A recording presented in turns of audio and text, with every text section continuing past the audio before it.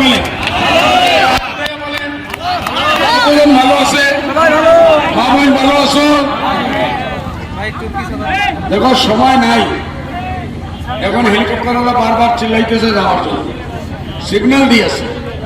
এজন্য এটা হলো আমাদের ইলেকশন, আগামী 5 বছর আপনারা এই গোলাপগঞ্জে হোক আর কোথায় ধুবড়ি ডিস্ট্রিক্টে হোক উন্নতি চান না, চান না? উন্নতি কার কার লাগে হাত দেখাও। লাগেনি? শিক্ষা কে চায়? হাত দেখাও। চিকিৎসা কেরা চায়? নদী ভাঙা শেষ হইতে লাগে কেরা চায়? নদী ভাঙা হইতে লাগেন না, লাগে না? জমিনের সার্টিফিকেট পাইছেন নাকি? পাইছেন নাকি? খাওয়ার পানি, শুদ্ধ পানি দিছে, স্কুল দিছে, কলেজ দিছে, ইউনিভার্সিটি তো নাই। ভাই এরকম মানুষ যারা 70 বছর থাকে এই আসামের সরকার এই সব জিনিসের সমাধান দিতে পারলো নাকি? পারছে নাকি? আপনারা হ্যাঁ না বলেন না, যদি দিছে ভালো বলেন হ্যাঁ, না হলে বলেন না। এরা দিছেও না, দিব না। এরা কি ক্যারেক্টার? এই রকিবুল সাহেব এখানে আসিয়া পয়সা উকরানির জন্য আইসে, নেওয়ার জন্য। এনাকে বলে 5 লাখ টাকা দাও, আর ওই ভাইকে ভাই আসো,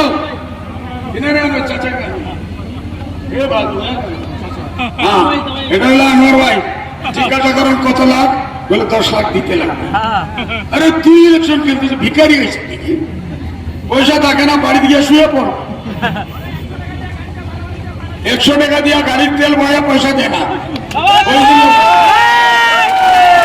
ওই দিন নবীদাংশে দেব, নমিশনের সময় বহুত লোক দেখা গেছে, সব বলছে গাড়ি নিয়ে আসো, পয়সা দিব। যখন পয়সা দেয় নাই, তারপরে নমিনেশনের সময় কেউ নেই, পিছে সব খালি।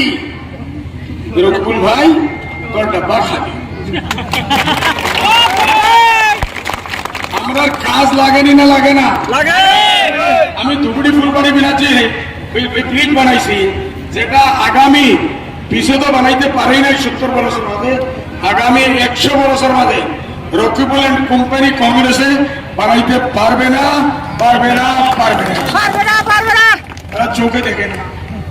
আজমল সাহেব কি করে? আজমল সাহেব তোর মাথা করেছে, যা ধুবড়ি ফুলবাড়ি বে দেখা। আজমল সাহেব কলেজ বানাইছে, যা দেখা। আজমল সাহেব মেডিকেল কলেজ আনছে, যা দেখা। আজমল কলেজে রেলওয়ে আনছে, রেলওয়ে ব্রিজ, যা দেখা। আজমল কলেজ, আজমল সাহেব রূপসী বিমানবন্দর আনছে, ইয়া দেখা। আজমল সাহেব পানির জাহাজ 330 কোটি টাকা দিয়ে আনছে, যা দেখা। বিএন কলেজে 1 কোটি টাকা দিয়া বিল্ডিং চলছে, সাইনের আমি পয়সা দিয়ে দিছি। গোয়ালপাড়াতে 1 কোটি টাকা আমি দিছি। এই আমার ধুবড়ির ডিসি অফিসার কাছে টিবি হসপিটাল আছে, পয়সা কোন মানুষ গেলে আরো বেমারি হয়, আমি 1 কোটি টাকা দিয়ে বানাই দিছি। দিচ্ছেন না ভাই? এই কথা তারা দেখবো না, এটা তারা তো আইসা, আপনারা গরিব মানুষ মরছেন, আপনার কফন রাখা আছে। ওই সময় কংগ্রেসের হিটলার হইল, কংগ্রেসের হেভি কবরে নিয়ে আপনারা দখল করতেছে, ওখান থেকে বলবো 1 টুকরা কাটিয়ে রাখ। বুঝছেন না? কবরে জানালার থেকে এরা পয়সা নেয় না মানুষ। এরা কোনোদিন উচ্ছেদের বিরুদ্ধে বলবে না, কোন দাড়িওয়ালা টুপিওয়ালা যাইতে দিবে না। কেন? হিন্দু মানুষ নারাজ হইল। ভাই গোলকগঞ্জে 1000 হিন্দু মানুষ আসতেছেন না? স্যার আগে বলেন, হিন্দু ভাই লোক আসতেছেন না? আসেন, মিক্তি বলেন। আরে ভাই কি বলেন?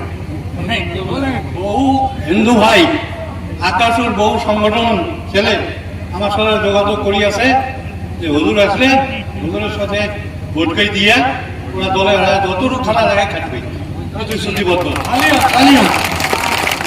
এখন যে মানুষে গিয়ে পার্লামেন্টে বলতে পারে 60-70 বছরের মাঝে আমার চ্যালেঞ্জ আছে, আমার গাড়ির সামনে খাড়া আছে, আমি কি কি বলছি, কতটা লড়াই করছি, নদী ভাঙার জন্য লড়াই করছি, বিদেশির সমস্যা নিয়ে লড়াই করছি, স্কুল কলেজের জন্য লড়াই করছি, ফ্লাড ইরোশনের জন্য আরো হাজার জিনিস। কংগ্রেসের মুখ নাই, মুখ এরা খালি পার্লামেন্টে যায় পয়সা লোক স্কিম আনো পয়সা মারো খাও যদি আপনারা ধুবড়ি বিক্রি করতে চান রকিবুল এন্ড কোম্পানির হাতে তে রকিবুলকে ভোট দিয়া দেন ভাই আর যদি আপনারা বানাইতে চান তো ধুবড়িকে বানাইতে চান তো ধুবড়ির উন্নতি চাননি না না মা বইয়ের চাওনি না না যে আল্লাহকে বাঁচতে কংগ্রেস থাকি আর রকিবুল থেকে বাঁচছেন ওকে ইনশাআল্লাহ সময় কম এই টি শার্ট পরা আমার ছেলেগুলা আজমল কি নাম দিছে সুন্দর হ্যাঁ জিন্দাবাদ দিছে আমি সবরে ধন্যবাদ দিতেছি আপনারা মুরব্বীগণ আমার মা বোন সবরে আমি সালাম দিতেছি দোয়া করবেন 7 তারিখ আমার 2 নম্বরে আমার চিন তালা চালা আমার চিন না আপনারা চিন এটা আপনারা চিন না আমার চিন বলেন কার চিন আপনারা চিন তো আরো জোরে বলেন দেখো কংগ্রেসি ভাই লোক ক্যামেরা বইয়া দেখো আজমল সাহেবের মিটিং এ 25,000 আর তোমাদের এখানে 5,000 রেজাল্ট দেখার পরে রকিবুল একদিকে বেহুশ হ্যাঁ রকিবুলে ভোটার আঘাত মাত্র 3,000 আজকেই আমি এর আগে প্রোগ্রাম করলাম 400 আপনারা জানেন 400 মধ্যে কর 50,000 কমসে কম মা বলিয়েছে এটাই বোঝা যায় আবহাওয়া কোন দিকে যাইতেছে কংগ্রেসি ভাই যত পারো আও সারেন্ডার করো ইউডিএফে ঢুকো এদের ভবিষ্যৎ বানাও কেউ কোন কংগ্রেসি ভাইকে গালি দিবে